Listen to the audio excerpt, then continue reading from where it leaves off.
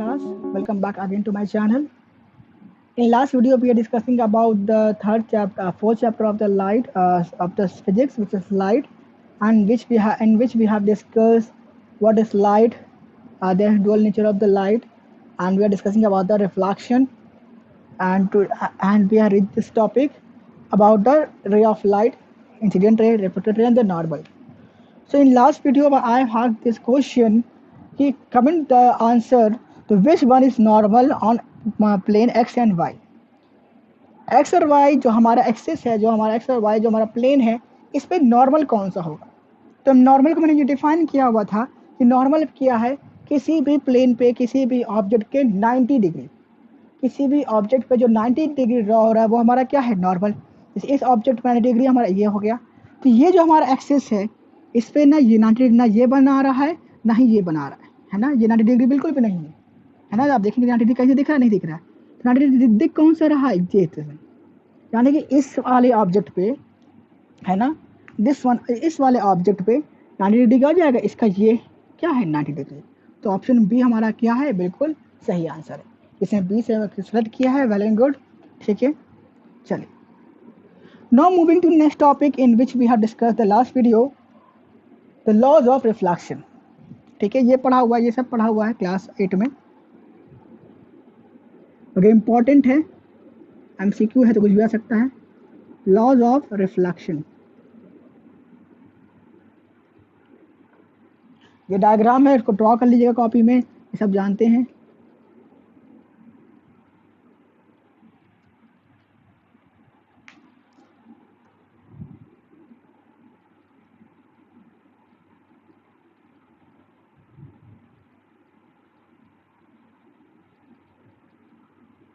ये एंगल आई होगा, ये एंगल आर होगा. ये हमारा क्या है, इंसिडेंट रे है. ये सब बताया हुआ हूँ. आप ये डायग्राम देखिए. ठीक है, ये सिंपल हटाइए इसको. ये डायग्राम देखिए. तो ये डायग्राम में साफ साफ दिखाई दे रहा है कि हमारे पास क्या प्लेन मिरर है, इंसिडेंट रे है, एंगल ऑफ इंसिडेंस है, नॉर्मल है, रिफ्लेक्टेड रे है, एंड पॉइंट ऑफ इंसिडेंस है. तो लॉज ऑफ रिफ्लेक्शन की बात करते हैं. तो basically class 10 there are two laws of reflection.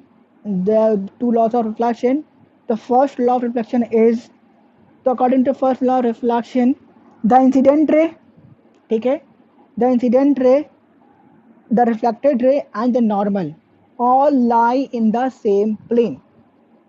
ठीक है, क्या कह रहा है कि हमारा इंसिडेंट रे, रिफ्लेक्टेड रे और नॉर्मल सारे की सारा जो है एक ही प्लेन पे लाई करती है. समझ में आ गया. Incident ray, reflected ray and the normal all lie in the same plane. पहला लॉ यही होता है. सेकेंड लॉ क्या कहता है, angle of incidence is always equals to angle of reflection. इसका क्या मतलब हो गया, angle I is always equals to angle of R. यहाँ पे आई क्या है, एंगल ऑफ इंसिडेंस, और आर क्या है, एंगल ऑफ रिफ्लेक्शन. ठीक है, वो क्या कहता है, फर्स्ट सेकेंड लॉ क्या कहता है कि angle I equals to always angle of reflection. And the first क्या कहता है, the incident ray and the reflected ray and the normal all lie in the same plane. तो क्लास 10th, यहाँ पे एक वर्ड है, the incident ray and the reflected ray and the normal all lie in the same plane ना. यहाँ पे एक word है, क्या मैंने बोल रहा हूँ, वो क्या है, प्लेन. तो कोई क्लास आपका आज का टास्क क्या है, आज का होमवर्क क्या है कि define what do you mean by plane. Comment section में इस प्लेन को डिफाइन कीजिए कि प्लेन का क्या मतलब समझ रहे हैं आप. एरोप्लेन की यहाँ बात नहीं हो रही जो दिमाग लगा रहे हैं. यहाँ हम बात एरोप्लेन की, प्लेन की बात नहीं कर रही है. क्या हम बात कर रहे हैं, प्लेन, ये ज्योमेट्रिकल है. ठीक है, ये ज्योमेट्रिकल, ये पॉइंट ऑफ व्यू से बात हो रही है. मैथमेटिक्स भी कह सकते हैं, कुछ भी कहिए. जब प्लेन बात हो रही है, ज्योमेट्रिकल पॉइंट ऑफ व्यू से बात हो रही है. तो इसको सर्च आउट कीजिए आप कमेंट सेक्शन में, अपना आंसर बताइए कि what do you mean by plane.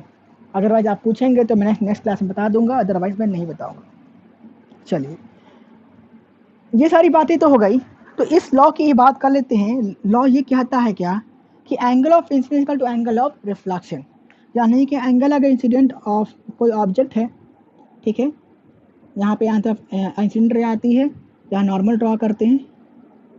ठीक है, यहाँ नॉर्मल ड्रॉ होगा, यहाँ एंगल ऑफ आई बनता है, और यहाँ से जितना आई होगा तो आर भी होगा, तो हल्का से ऐसे बनेगा ताकि एंगल इक्वल हमको दिखना चाहिए। ठीक है, तो अगर एंगल आई की वैल्यू को 45 डिग्री है, ठीक है, तो एंगल आर की वैल्यू भी क्या हो जाएगी, 45 डिग्री हो जाएगी, है ना।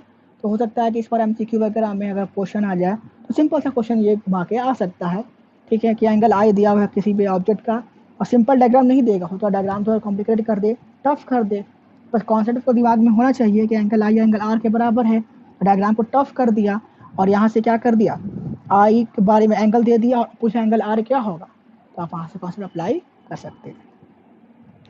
सेकेंड थिंग व्हाट, क्या चीज़, कि किसी भी लाइट यहाँ से फॉल कर रही है तो यहाँ से वो रिफ्लेक्ट हो रही है, मैंने कहा था एरो मस्ट है, एरो भूलिएगा नहीं। तो किसी भी ऑब्जेक्ट पे अगर light rays angle I is equal to 90 degree हो जाए, यानी कि नॉर्मल पे बराबर हो जाए, ऐसे, है ना, एकदम ऐसे ही हो जाए परपेंडिकुलर इस पे एंगल आई की वैल्यू।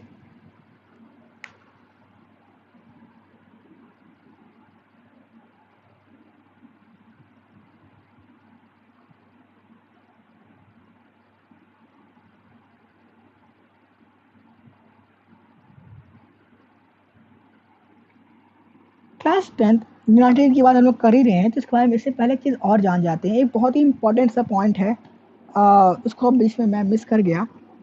ये सिंपल से लोग ध्यान नहीं देते हैं, बहुत सारे बच्चे बाकर नॉर्मल समझ जाते हैं कि जब हम बात करते हैं एंगल आई या एंगल आर की, है ना, तो इम्पॉर्टेंट क्या है कि हमको ये पता होना चाहिए एंगल आई कहाँ पे बन रहा है, तो किसके किसके बीच में बन रहा है। तो एंगल आई जो एंगल ऑफ इंसिडेंस जो है, इंसिडेंट रे, है ना, इंसिडेंट रे और नॉर्मल, इंसिडेंट रे और नॉर्मल के बीच में बन रहा है, और एंगल रिफ्लेक्शन रिफ्लेक्टेड रे और नॉर्मल के बीच में फॉर्म होता है। मैं ये क्यों कह रहा हूँ कि किसी भी ऑब्जेक्ट पे, किसी भी मिरर पे अगर लाइट परपेंडिकुलर फॉल करती है, परपेंडिकुलर फॉल करती है, तो इस कंडीशन में एंगल आई और एंगल आर क्या हो जाएगा, दोनों इक्वल होना चाहिए, तो क्या हो जाएगा, वो क्या हो जाएगा, जीरो हो जाएगा। पूछोगे कैसे हो गया सर, क्यों, क्योंकि नॉर्मल भी क्या है, यही पे ड्रॉ हो रहा है, कि ये हमारा नॉर्मल है और एंगल भी क्या बन रहा है, ऐसे ही बन रहा है ना। बात समझ में आ रही है कि नहीं, मुझे समझा दे रहे तरीके से, और कि यहाँ पे जो होता है, ये हमारा मिरर है, ये हमारा नॉर्मल है, ठीक है, तो लाइट ऐसे आ रही है, तो ये एंगल होता है क्या, एंगल ऑफ इंसिडेंस, है ना। तो ये हो सकता है कि ये 45 हो, 45 हो, यहाँ कर देंगे तो और कम 15 हो जाएगा, यहाँ कर देंगे तो और कम हो जाएगा 5 हो जाएगा। जब यहाँ पे कर दिया ये चीज़ एकदम इसके बराबर कर दिया, तो वो एंगल क्या हो जाएगा, जीरो। अगर लाइट रेज ऐसे फॉल कर रही है तो यहाँ से वो रिफ्लेक्ट भी कर जाएगी, तो एंगल आर भी क्या हो जाएगा, जीरो, है ना। बस समझ आए, तो किसी भी अगर मिरर पे, प्लेन मिरर पे अगर टॉर्च या लेजर लाइट आप स्ट्रेट करते हैं तो लाइट वापस ही आ जाती है। अगर आप कहें अगर इससे जहाँ रिफ्लेक्शन हो ही नहीं रहा है, तो ऐसा नहीं होता है, रिफ्लेक्शन तो हो रहा है, पर angle of I angle of R है क्या, जीरो। समझ में आया। और हल्का सा भी एंगल को हल्का सा नीचे करेंगे तो हमको फिल्टर दिखाई देगी। बात क्लियर हो गई। चलिए ये सब बातें हो गई, अब बात कर लेते हैं टाइप्स ऑफ रिफ्लेक्शन की। कितने टाइप के रिफ्लेक्शन हमारे पास होते हैं।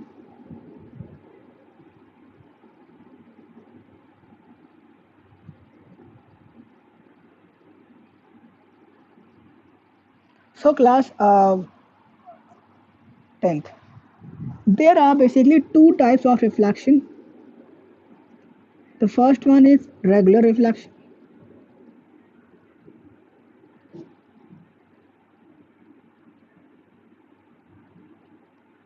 and the second one is irregular reflection or your diffuse reflection. बात एक ही है, irregular कहिए या diffuse कहिए।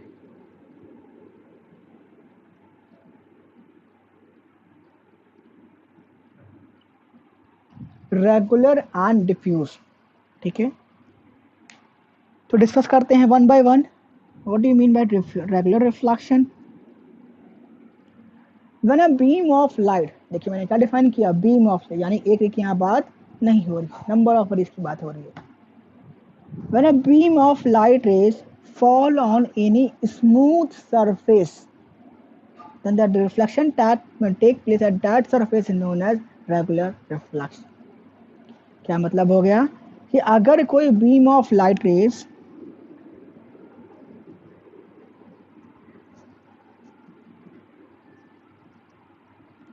किसी स्मूथ सरफेस से, बहुत ही स्मूथ, जैसे क्या चीज,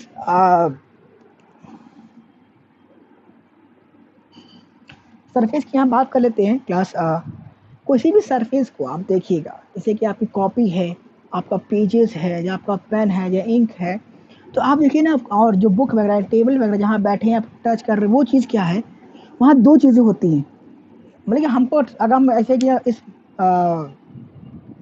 बुक को टच कर रहे हैं ना, इस बुक को टच कर रहे हैं, इसको टच कर रहे हैं, तो हमको क्या लग रहा है कि बहुत ही स्मूथ है, बहुत ही मतलब बहुत ही स्लाइड कर रहा है.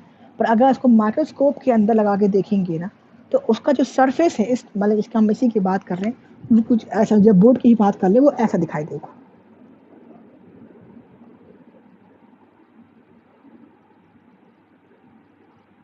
मैं और सारे बहुत सारे रहेंगे ऐसे, है ना. अगर इसको माइक्रोस्कोप के अंदर लगा के देखेंगे तो सरफेस हमको हल्का सा ऐसे ऐसे, मैं ऊपर नीचे ऊपर नीचे दिखाई देगा. तो अब उसको टच कर रहे हैं तो हमारे हमको तो वो स्मूथ दिख रहा है ना, तो एक्चुअली में वो स्मूथ तो है नहीं. और एक सरफेस ऐसा भी होगा, बिल्कुल है, जिसका सरफेस टच करने में भी स्मूथ है, और ऐसे भी क्या है, एकदम स्मूथ है. तो ये हो जाता है क्या, स्मूथ सरफेस,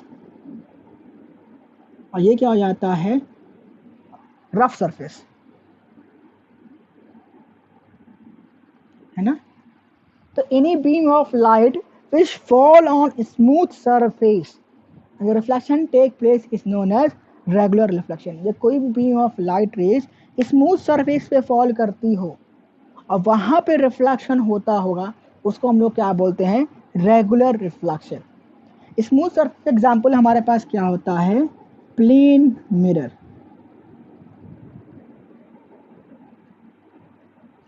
है ना. तो रेगुलर रिफ्लेक्शन होता कैसे है, वो तो बात समझ में आ गई, इस सरफेस के साथ होता है. कैसा रिफ्लेक्शन होता कैसे, ये क्या करता है, जैसे कि यहाँ मैं दिखा देता हूँ कि लाइट रेज यहाँ से फॉल करती हैं, ये हमारा मिरर है ना, ये हमारा क्या है, मिरर है.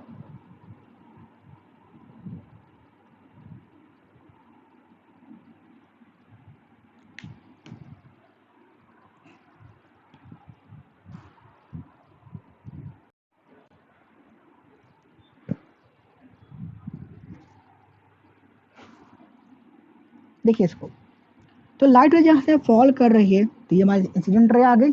ठीक है, यहाँ पे एक नॉर्मल ड्रॉ होगा, ठीक है, या एंगल ऑफ इंसिडेंट बनेगा, और यहाँ से एंगल ऑफ रिफ्लेक्शन बनेगा, लाइट रे ऐसे चली जाएगी, एंगल आर बना, ये फॉल करके यहाँ से निकल गई. तो मैंने कहा बीम ऑफ लाइट रेज, तो दूसरा लाइट रेज आएगा और वहाँ पे कैसे मुड़ जाएगी, थर्ड आएगा, फोर्थ आएगा. यानी इंसिडेंट रे यहाँ पे रेगुलर रिफ्लेक्शन में क्या होता है, जो हमारा इंसिडेंट रे है ना, जो हमारा इंसिडेंट रे है वो एक पर्टिकुलर डायरेक्शन से आती है, और रिफ्लेक्टेड रे भी क्या होता है, एक पर्टिकुलर डायरेक्शन में मूव ऑन करती है. तो इसको हम लोग क्या बोलते हैं, regular reflection. Example of plane smooth surface is a plane mirror. बात समझ में आई. तो अगर बुक की वर्डिंग पढ़ा जाए तो क्या हो सकता है, regular reflection of light occurs from smooth surface like the plane of mirror and highly polished, that's it. चलिए, तो ये हमारा क्या है, रेगुलर रिफ्लेक्शन. एक और डिफिनेशन है, in regular reflection the parallel beam of incident ray, the parallel beam of incident ray is is reflected in parallel beam of in one direction. ये सारी की सारी क्या है, लाइट रेज एक डायरेक्शन में क्या हो जाएगी, रिफ्लेक्ट हमारी कर जाएगी. ना बात कर लेते हैं फटाफट सेकेंड टॉपिक की, वो हमारा क्या है, डिफ्यूज रिफ्लेक्शन।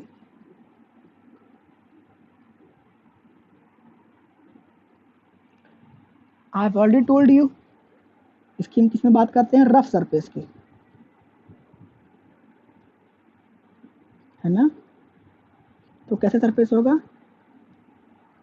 ऐसे। एग्जाम्पल क्या हो सकता है रफ सरफेस, कौन सरफेस जो रफ होता है, बहुत सारे जो हम देख रहे हैं, बुक, चेयर, टेबल, बोर्ड, चौक, ये सब कैसा है, सब रफ सरफेस है। तो लाइट रे यहाँ पे आ रही है, इस बोर्ड पे रिफ्लेक्ट हो रही है, मुझ पर आ रही है रिफ्लेक्ट हो रही है, इस बुक पर आ रही है रिफ्लेक्ट हो रही है, यहाँ पे भी रिफ्लेक्शन हो रहा है। और इनसे कोई सरफेस कैसा है, स्मूथ है नहीं, रफ सरफेस है, तो इसको हम लोग क्या बोलते हैं, डिफ्यूज रिफ्लेक्शन। मैं देखिए, सही बात है, प्रैक्टिकल देखा जाएगा ना, तो क्या है ना कि अगर आप प्लेन मिरर पे टॉर्च जलाते हैं तो वहाँ से एक रे आएगी नहीं, बीम ऑफ लाइट आएगी। तो जो टॉर्च जलता है, किसी एक टॉर्च की रेट ऐसी आती है, तो यहाँ मिरर, प्लेन मिरर है, यहाँ से रिफ्लेक्ट होकर वापस चली जाती है, किसी एक डायरेक्शन में निकल जाती है ना। आपने ये देखा होगा भी होगा। अगर प्लेन मिरर पे किसी एंगल से आप टॉर्च को ऑन कर रहे हैं, तो लाइट किसी एंगल से जा रही है और इसी एंगल से वहाँ से रिफ्लेक्ट कर जाती है, उसको हम लोग क्या बोलते हैं, रेगुलर रिफ्लेक्शन। और यही वही टॉर्च को आप इस बोर्ड पे, है ना, आपको इस बोर्ड पे अगर रिफ्लेक्ट कराते हैं, तो इसमें से लाइट रिफ्लेक्ट तो होती है, तो वो आपको भी दिखाई देगी, आपके पर्सन बगल में कोई पर्सन है उसको भी दिखाई देगी, यानी पूरे रूम में वो रोशनी क्या हो जाती है, फैल जाती है ना। तो इसको हम लोग क्या बोलते हैं, डिफ्यूज रिफ्लेक्शन। रेगुलर रिफ्लेक्शन में ऐसा कुछ नहीं होगा। उसका एग्जाम्पल क्या है, प्लेन मिरर, आप टॉर्च जलाइए तो पूरे कमरे में रोशनी, अगर टॉर्च जलाते हैं केवल प्लेन मिरर की तरफ, तो पूरे कमरे में रोशनी नहीं होती है, लाइट ऐसे जाती है, बीम ऑफ लाइट, और सी एक परसेंट जाती है, तो बिल्कुल वहीं तो रोशनी दिखा देती है, पूरे कमरे में रोशनी नहीं होती है। बस उसी टॉर्च को आप छत पे कर दीजिए, ऐसे ऊपर कर दीजिए, तो क्या होता है, पूरे कमरे में रोशनी आ जाती है, तो ऊपर सरफेस पे जाता है, वहाँ से रिफ्लेक्शन होने के बाद पूरे कमरे में क्या लाइटिंग आ जाती है, तो उसको हम लोग क्या बोलते हैं, डिफ्यूज रिफ्लेक्शन। अगर हम कर देते हैं वहाँ खड़ी के आप उसकी तरफ, तो क्या जाता है हमारे पास, रेगुलर रिफ्लेक्शन। तो सरफेस हमारे पास क्या होता है, रफ सरफेस होता है, ठीक है। तो इसमें क्या होता है, सरफेस को ऐसे दिखा देता हूँ इनलार्ज करके। तो क्या होगा, यहाँ से बीम ऑफ लाइट आएगी, यहाँ नॉर्मल ड्रा होगा, तो लाइट ऐसी चली जाएगी। तो अब देखिए, अब ये सरफेस जब इसके जस्ट बगल में, इसके बस कंटिन्यूस प्रोसेस पे अब ये सरफेस को हल्का सा बेंड हो गया, तो लाइट यहाँ से आएगी, यहाँ नॉर्मल, अब यहाँ का नॉर्मल कैसे ड्रॉ होगा, वैसे नॉर्मल ड्रॉ होगा नहीं, नॉर्मल इस पे ऐसे ड्रॉ होगा। बात समझ में आ रही है कि नहीं, तो मैं इसको और इनलार्ज कर दूँ, इलाज करके देख लीजिए। जैसे कि अगर ये सरफेस है ना, इसको मैं इनलार्ज कर दिया, यहाँ पे लाइट रे फॉल हो रही है ऐसे, तो इस पर नॉर्मल ऐसे ड्रॉ होगा, इस सरफेस के 90 डिग्री। और लाइट यहाँ फॉल हो रही है, तो इसका नॉर्मल ऐसे ड्रॉ होगा, तो यहाँ लाइट ऐसे जाएगी, इसका लाइट ऐसे जाएगी, है ना। बात समझ में आ रही ना। तो और अगर हम यहाँ पे देखते हैं, अगर लाइट यहाँ फॉल कर रही है, तो इस सरफेस का जो नॉर्मल होगा 90 डिग्री ऐसे होगा, तो लाइट ऐसे जाएगी। तो नहीं देख रहे, किसी का लाइट ऊपर जा रही है, किसी का नॉर्मल ऐसे जा रहा है, तो हो सकता है यहाँ फॉल करे लाइट ऐसे चली जाए, यहाँ फॉल करे ये ऐसे चली जाए, यहाँ फॉल करे ये ऐसे चली जाए, यानी बीम ऑफ लाइट आ तो रही है, पर रिफ्लेक्ट होने के बाद किसी एक डायरेक्शन में नहीं जा रही है। इसको डिफाइन करना हो तो क्या डिफाइन कर सकते हैं, in diffuse reflection the parallel beam of light rays is reflected in different direction, यानी किसी एक वन डायरेक्शन में जाएगी, अलग अलग डायरेक्शन में हमारे क्या करती है, वो ऑब्जेक्ट मूव कर जाती है। जैसे एग्जांपल क्या हो सकता है, बुक, चेयर, चौक, बोर्ड, ये सब क्या है, रफ सरफेस का एग्जांपल है। चलिए, ये सारी बातें हो गई टाइप ऑफ रिफ्लेक्शन के बारे में।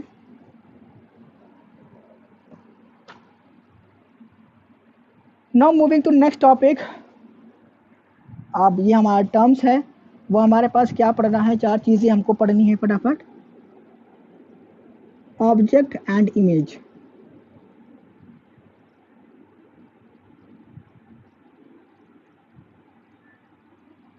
जिससे क्या हो रहा है कि आप कोई भी ऑब्जेक्ट, ह्यूमन बीइंग है, ठीक है, ह्यूमन बीइंग है, तो हम ऐसे कि हम आपको देख रहे हैं, आप मुझे वीडियो, मेरा वीडियो देख रहे हैं, या आप मोबाइल्स को देख रहे हैं, या और चीज़ों को देख रहे हैं, तो वो क्यों देख पा रहे हैं, सामने जो ऑब्जेक्ट है, जो चीज़ सामने है, जो मोबाइल है, यहाँ से क्या है, लाइट निकल रही है ना, लाइट निकल रही है, आपकी आइज़ पे जा रही है, तो आपकी आइज़ के अंदर एक इमेज बन रही होगी कि सामने जो चीज़ तुम देख रहे हो वो ऐसी ऐसी चीज़ें हैं, इस कलर की है, ठीक है। तो सामने जो चीज़ हो गई जहाँ से लाइट निकल रही है वो क्या हो गया, ऑब्जेक्ट हो गया। और आपके अंदर आइज़ के अंदर एक छोटा सा एक इमेज बन रहा होगा, जैसे कि पहले ज़माने में रील वगैरह हुआ करता था, ठीक है। तो अब डिजिटल हो गया, मोबाइल फटाफट खींचते हैं। तो पहले क्या होता है, सामने पर्सन खड़े होते थे और हम यहाँ से कैमरा से फोटो खींच करते थे, तो उसकी इमेज उस रील पे प्रिंट हो जाती थी, है ना। तो ऑब्वियस सी बात है, अब बिना ऑब्जेक्ट और इमेज के हम यहाँ पे कोई बात कर ही नहीं पाएंगे। तो बिना ऑब्जेक्ट और इमेज के हम देख भी नहीं पाएंगे। तो क्या होता है कि आप जैसे कि बोर्ड को देख रहे हैं, जैसे मोबाइल को देख रहे हैं, जो मुझको देख रहे हैं, तो क्या हो रहा है, मेरी एक इमेज आपके आइज़ के अंदर फॉर्म हो रही है ना। तो आप हमको देख पा रहे हैं कि हाँ, सामने जो चीज़ है वो ऑब्जेक्ट ऐसा ऐसा है, इस कलर का है, ऐसा बोल रहा है। बोलना तो साउंड की बात हो गई, ठीक है। तो ऑब्जेक्ट क्या हो गया, anything which give out light rays is known as object. कोई भी चीज़ जिसमें से लाइट रिफ्लेक्ट होती है, चाहे वो खुद की हो या रिफ्लेक्शन की वजह से, ठीक है। Anything which gives out light is known as object. कोई भी ऑब्जेक्ट जिसमें से लाइट निकलती है उसको हम लोग क्या बोलते हैं, ऑब्जेक्ट। जब वो लाइट एमिट खुद कर रहा हो या किसी से रिफ्लेक्ट होने के बाद हमको दिख रही है, उसमें से लाइट निकल रही है, तो वो हमारे पास क्या है, ऑब्जेक्ट है। हम अंधेरे रूम में जाते हैं, कुछ भी दिखाई नहीं देता, तो हमको वहाँ पर कोई भी ऑब्जेक्ट दिखाई नहीं देता। बस समझ में आ गई। इमेज क्या है, इमेज एक्चुअली में क्या है, हमको ऐसा लगता है कि हमारे आइज़ के अंदर जैसे कि हम ये मोबाइल आप देख रहे हैं, ठीक है। तो आइज़ के अंदर जो बन रहा होगा, एक इमेज बन रही होगी, वो एक्चुअली में क्या वहाँ पे तो है नहीं, है ना। एक तरीके का इल्यूजन है कि ऐसा हो रहा है, ऐसा हो रहा है, ऐसा हो रहा है, ये चीज़ हम देख रहे हैं, वो चीज़ देख रहे हैं। आइज़ की बात अलग हो गई, ठीक है। या फिर आपने पढ़ा होगा क्लास 8 में मिराज इफेक्ट होता है, ठीक है। तो हमको ऐसा लगता है कि वहाँ पे है। आपने होलोग्राफी पढ़ा होगा, जब मॉल वगैरह में गए होंगे, तो एक वहाँ पे देखा होगा मॉल वगैरह में, अगर अच्छे मॉल में गए होंगे, तो एक फैन टाइप का होता है, सिर्फ राउंड एंड राउंड करता है, तो उसके ऊपर 3D इमेज बनती है, तो हमको ऐसे तो घूमते घूमते दिखाई देती है, कोई भी एडवर्टाइजमेंट वगैरह। तो हमको लगता है कि वहाँ पे वो प्रोडक्ट है, पर एक्चुअली वहाँ पे कुछ भी नहीं है, ठीक है। तो इमेज क्या है, image is an optical appearance produce when light rays coming from object are reflected from the mirror, ठीक है। इमेज क्या होती है, जब ऑब्जेक्ट से लाइट रेज आने के बाद एक हमको ऐसा लग मिलने से एक तरीके का इल्यूजन इमेज होता है, ऑप्टिकल अपीयरेंस। हमको ऐसा लगता है कि वहाँ पे एक इमेज है, वहाँ पे कोई चीज़ रखी है, तो उसको हम लोग क्या बोलते हैं, इमेज। तो image is an optical appearance produce when light rays coming from the object are reflected from the mirror, ठीक है। तो कोई भी चीज़ लाइट रेज किसी पॉइंट पे आने के बाद मिलती है और हमको ऐसा लगता है कि वहाँ पे प्रोडक्ट रखा हुआ है, एक्चुअली वहाँ पे कुछ है नहीं, तो हम लोग क्या बोलते हैं, इमेज। बात यहाँ तक क्लियर हो गई, ठीक है। जैसे कि हम मिरर में खड़े होते हैं, एग्जाम्पल लाइव देख सकते हैं, मिरर में खड़े होते हैं, तो मिरर में हमको लगता है कि हाँ, एक वर्ड यहाँ पे और एक वर्ड वहाँ पे भी है ना। हमको क्या लगता है, एक वर्ड हमारी इधर, एक वर्ड हमारी उधर है, तो हमको लगता है कि हम भी वहाँ पे भी कोई ऑब्जेक्ट खड़ा है, वहाँ पे भी हमारे जैसा कोई इंसान वहाँ पे है, तो एक्चुअली वहाँ पे तो कुछ भी नहीं है। तो हम तो हो गए ऑब्जेक्ट, हमसे लाइट निकल रही है और वहाँ पे क्या हो रही है, एक इमेज फंक्शन हो रही है।